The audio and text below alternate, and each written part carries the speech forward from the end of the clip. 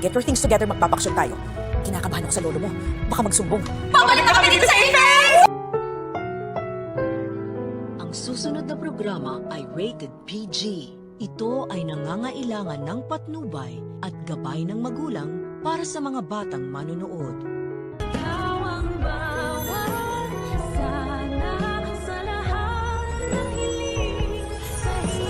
Dok Annalyn, paano ba yun? Babalik na sila. Ikaw ba may plano ng bumalik dito?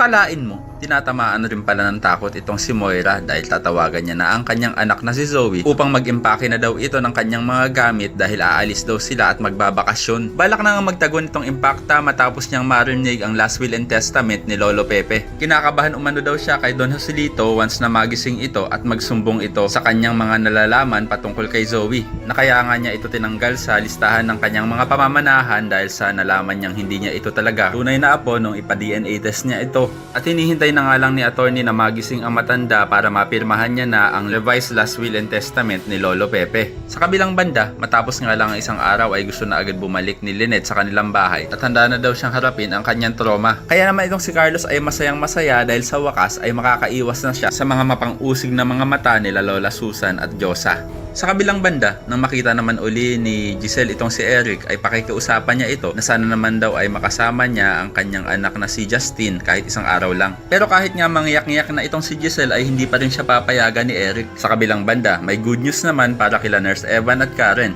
dahil makakabalik na sila sa Apex dahil sa pagpayag nga ni Ma'am Giselle. Kaya naman tuwang-tuwa ang lahat ng kanilang mga katrabaho at isa na nga dito si Luke na sasabihan pa si Annalyn kung kailan din daw ba ito lilipat. Pero sa halip na si Annalyn ang sumagot ay si Lyndon ang sasagot na hindi daw babalik ito sa Apex. Tatanungin naman ni Doc Lu kung bakit hindi pwede. Na kung tutuusin ay isa si Annalyn sa mga may-ari ng Apex. Kaya naman ko isa ka rin sa mga sumasang-ayon na dapat nang bumalik ng Apex si Annalyn para makasama niya na ang kanyang mga kaibigan ay pakilike ang video na ito and don't forget to subscribe. Thanks for watching and see you next time. Bye bye.